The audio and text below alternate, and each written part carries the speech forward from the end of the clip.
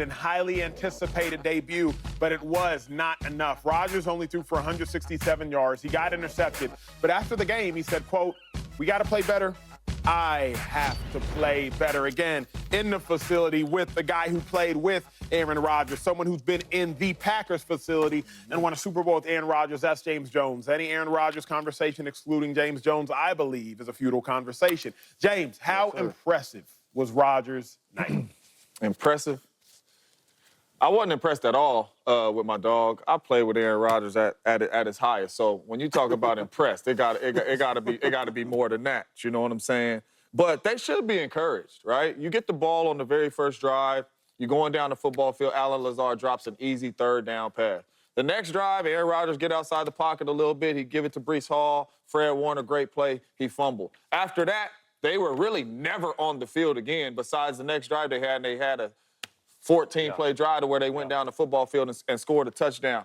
But they got to put this football in Aaron Rodgers' hands. I understand he's coming off of Achilles. I understand all that. I understand you want to run the ball. If this offense and team is going to be at its best, you need to put the football in Aaron Rodgers. Let him get you into the right run plays. Let him check into the right passes so this offense could get in rhythm. If you're not doing good on third down, if you're not stopping the run, this offense could never get in rhythm. I was not impressed. I'm glad my guy got out of there healthy, but I was not impressed by his performance because I know we could play a whole lot better. Yeah, look, he was so-so.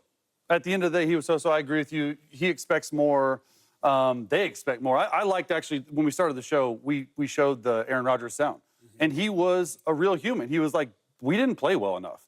Like, at the end of the day, it's inexcusable. We need to do what we do. And you said you need to see Aaron Rodgers at his best. Okay, I'll show you why he's going to be at his best. We got a little tape breakdown right here. Let's take a look. And he's on his best on third down. All right, all these throws are to Garrett Wilson. He's in the slot right there. What do you got? Man-to-man coverage. Everyone pressed?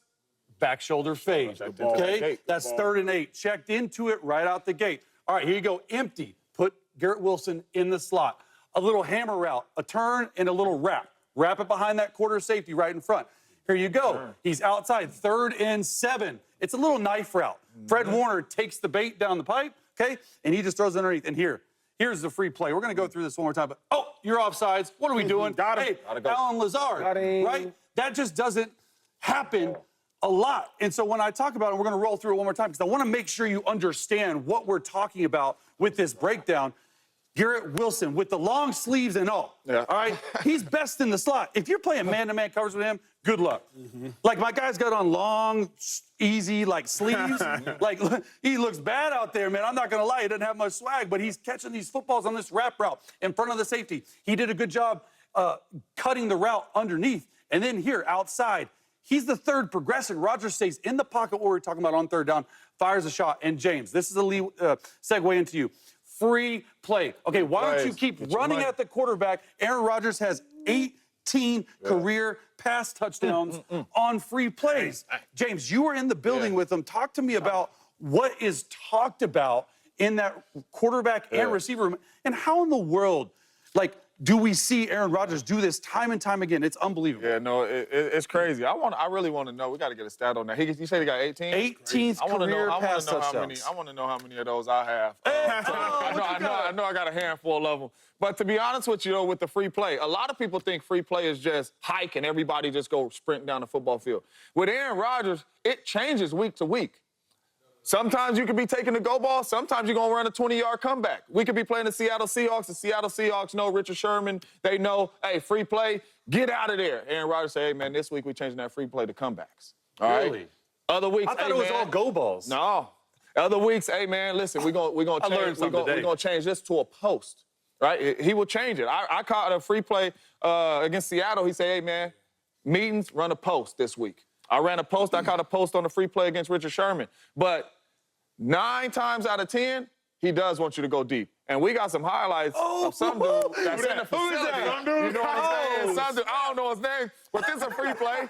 I got to go. And let me tell you another thing about the free play. Oh, you lost him. You will never. You lost him. Look, you lost him. You will never see receivers run so fast Unless it's a free play. When it is a free play, as receivers, we know the first person down the football field that Aaron Rodgers sees, he is going to give an opportunity to. Right. So make sure you use your. I was a 4-3. No, I'm lying. Why does the defensive end continue? Why didn't he continue to run? That would be my coach. Unabated at the quarterback. When I was in Brandon Staley, okay, guys. And all these guys, they said, do it. What you got? All this Aaron Rodgers love is like crazy, though. You know they win the game. It's great passes. They win the game, right? And Chase, I love the breakdown, right? You show 5 plays. Yeah. Only 4 of them was in the first quarter. The last one was in the third. Yeah, so as much as we want to give Aaron Rodgers all this love and all this hope, I don't know how you're optimistic about the future, but y'all, they had really one good series for real, right? I watched Aaron Rodgers. He looked like he was uncomfortable. He looked like he should have played in that preseason game. We talked about, oh, he don't need it. He got so much experience. I don't know. He looked kind of rattled, right? Am I getting pressured? Am I not? Should I scramble? Shouldn't I? He looked like that. And then some of the like simple things I see Aaron Rodgers do, like simple things were third downs, right? Like the last third down they had against Garrett, it was 4th and I think 1, and they broke out. That was a catch. That was a throw and catch. Yeah. I'm so used to seeing Aaron Rodgers. Yeah, Wilson got to get his feet down, though. Yeah. My goodness. I'm talking about on the sling. I'm talking about on the sling. On the sling. All I'm saying is, watching Aaron Rodgers for all the years, like the small things he does well, he didn't do last night. Shady, you mentioned the word, and I want to finish this conversation after this commercial break. You said you're talking like they should be optimistic. After commercial break, let me ask James, maybe the most important question that can be asked today is, how optimistic should the Jets feel despite their loss? Again, going to James Jones, Rodgers' former teammate, for that question first after the commercial And don't break. be biased. How optimistic? I was ready. I believe the Niners put the league on notice. For context, the Niners won their regular season games last year by an average of 19.1 points. Last night, before Tyrod Taylor went in the game, the Niners were up 32-13. Y'all do the math.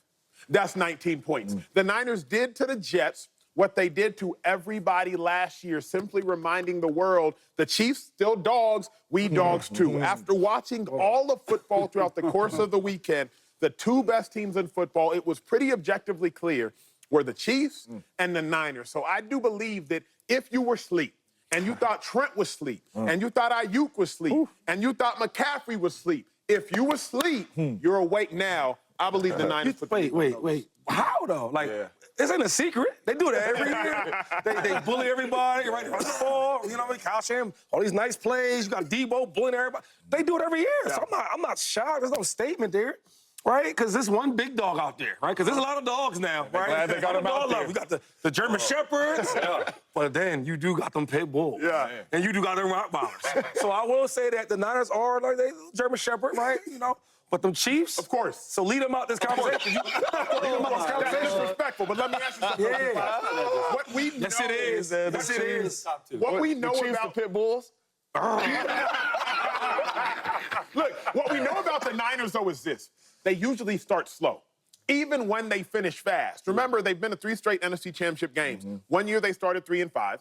One year, I believe they started 4-4. Last year, they started pretty well, even though Nick Bosa, their star defensive player, didn't start well. So if the Niners start fast, imagine how they finish. Because usually they start slow, and then it's boom, boom, boom, boom, like Usain Bolt coming out the blocks. He gonna start slow, but then that gate gonna open up, and he full speed ahead. If they starting blowing out the Jets by 19 points, really it ended up being 13 points, I believe. Real quick, are you counting this Jets win like a big deal? Not beating the Jets. Okay. How they beat the Jets. Yeah. You know this. Fully You were ball. running back, big dog. Like, if you can just sit there and why- choke a team out, which they did. That's why I put Kyle Shanahan on another level, though, right? We worried about this guy, worried about that guy. It don't matter. I said this on Twitter, and everybody thought it was crazy, right? Chris McCaffrey is the best running back in football, for sure. But before he had him, they were running the ball really good, right? With journeymen, with 7th-round draft picks, all type of dudes, right? Undrafted cats. Undrafted dudes, so they always ran the ball well. I was talking to Frank Gore, and by the way, he just got into the Niners Hall of Fame at the game anyway, but we were talking before the game, and I was like, yo, how you think the back was going to do? He said, come on, Shady. It's Kyle Shanahan. The best offensive line, right? And they going, or not offensive line, but the offensive line, like, scheme-wise, right? You watch all the different things they was doing with Debo, motion, and everything they was doing. So I just feel like when we talk about this Niners win, yes, it was a great win, but a statement against the Jets, they are still the Jets. I think it was Get that straight. I think it was a statement, though, a little bit for one reason, and that is because the Trent Williams contract saga, the Brandon Ayuk contract saga, CMC is out. All right, all these distractions that could possibly hinder the game in your game plan and how your team feels it, none of that mattered. And so I got to give it to Kyle Shanahan. Not only is he an offensive genius, like borderline the best in what we've seen in a long time, right? With shifts, motions, other than Andy Reid. Come on now, I got you. But like Kyle Shanahan does a little different than Andy Reid. Andy Reid, you know, he runs the same 12 to 15 plays, just different formations, right? With Kyle Shanahan, it's something new every week. It's a different shift. It's a different formation. It's a different motion. It's inside zone. It's outside zone. Let's go